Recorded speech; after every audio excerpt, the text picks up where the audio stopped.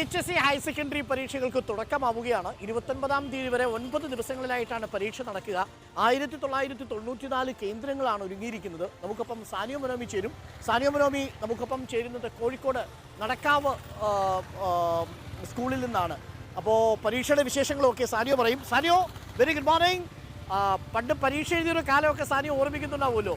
അപ്പോൾ ഈ higher secondary VHSC പരീക്ഷ എന്നൊക്കെ പറഞ്ഞാലും 10ാം ക്ലാസ് പരീക്ഷ പോലെ തന്നെ ഒരു ചെറിയ ടെൻഷനുള്ളതാണ്. ഇപ്പോൾ ടെൻഷനൊന്നും വേണ്ട എന്നാണ് പൊതുവേ നമ്മൾ പറയാറെങ്കിലും ഒരു മിനിമം ടെൻഷൻ ഉണ്ടാവും. എങ്ങനെയാണ് പരീക്ഷയുടെ തയ്യാറെടുപ്പുകളൊക്കെ നടക്കുന്നത് സാനിയോ? അതെ, ആ പരീക്ഷാകാലം ഞാനും ഓർക്കുകയാണ്. പരീക്ഷയുടെ എല്ലാ തയ്യാറെടുപ്പുകളും പൂർത്തിയായതിനു ശേഷം കൃത്യം 9:30 തന്നെ പരീക്ഷ തുടങ്ങിക്കഴിഞ്ഞു. VHSC അതുപോലെ ഹയർ സെക്കൻഡറിയിലെ +1, +2 വിദ്യാർത്ഥികൾക്കുള്ള പരീക്ഷയാണ് ഇപ്പോൾ തുടങ്ങിക്കഴിഞ്ഞിരിക്കുന്നത്.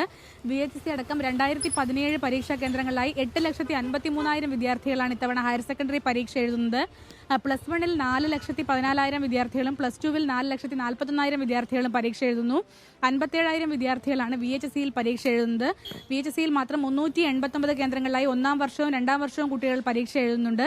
ഈ മാസം ഇന്ന് മുതൽ 29 വരെയാണ് പരീക്ഷ ഉണ്ടാവുക. അതായത് ഇന്ന് ഒന്നാം വർഷ വിദ്യാർത്ഥികൾക്ക് രണ്ടാമത്തെ സബ്ജക്റ്റും അതുപോലെ 2ാം വർഷ വിദ്യാർത്ഥികൾക്ക് സോഷ്യോളജി തുടങ്ങിയ വിഷയങ്ങളിലുമാണ് പരീക്ഷ നടത്തുന്നത്. കേരളത്തിന് പുറമെ ഗൾഫിലും ലക്ഷദ്വീപ്, മാഹി എന്നിവിടങ്ങളിലുമൊക്കെ പരീക്ഷാ കേന്ദ്രങ്ങൾ ക്രമീകരിച്ചിട്ടുണ്ട്. കുട്ടികൾ പരീക്ഷ എഴുതി തുടങ്ങിയതുകൊണ്ട് തന്നെ നമുക്ക് അവരുടെ പ്രതികരണങ്ങളിലേക്കൊന്നും പോവുക സാധ്യമല്ല. ഏതായാലും പരീക്ഷ ഇപ്പോൾ തുടങ്ങിക്കഴിഞ്ഞു. ഇന്നിപ്പോൾ +1-നും +2-നും VHSCക്കും പരീക്ഷയുണ്ട്. മൂന്ന് വിഭാഗക്കാരും ഒരുമിച്ച് പരീക്ഷ എഴുതുകയാണ്. സാനിയോ അന്ന് ഹയർ സെക്കൻഡറി പരീക്ഷ എഴുതാൻ പോയ സമയത്ത് കോപ്പി അടിച്ചത് ഏത് പേപ്പറിനായിരുന്നു? കോപ്പി അടിക്കാൻ പോയിട്ട് തിരിഞ്ഞു നോക്കാൻ പോലുള്ള ധൈര്യം ഉണ്ടായിരുന്നില്ല. പക്ഷെ ഇന്നാണെങ്കിൽ കോപ്പിയൊക്കെ അടിക്കായിരുന്നു. അന്ന് സയൻസ് ആയിരുന്നു, വലിയ കാര്യമൊന്നും ഇല്ലാന്നുള്ള സാഹചര്യത്തിലായിരുന്നു. പക്ഷെ അതെ, ധൈര്യം ഉണ്ടായിട്ടില്ല. കാര്യമൊന്നും ഉണ്ടായിരുന്നില്ല. ഞാൻ ഈ കോപ്പി അടി എന്ന് പറഞ്ഞതേ, അക്കാലത്ത് വലിയ ചരിത്രമായിരുന്നു. ഈ പരീക്ഷ എഴുതാൻ പോകുന്ന സമയത്ത് തുണ്ട് തയ്യാറാക്കുക എന്ന് പറയുന്നത് നമ്മുടെ ഈ സുഹൃത്തുക്കളൊക്കെ ചെയ്യുമായിരുന്നു. പക്ഷെ ഞാനൊക്കെ പലപ്പോഴും അത്ഭുതപ്പെട്ടിട്ടുണ്ട്. ഈ തുണ്ട് തയ്യാറാക്കാൻ എടുക്കുന്ന സമയം ഉണ്ടായിരുന്നെങ്കിൽ 2 എസ്സേ ക്ലീനായിട്ട് പഠിച്ചെഴുതാമായിരുന്നു.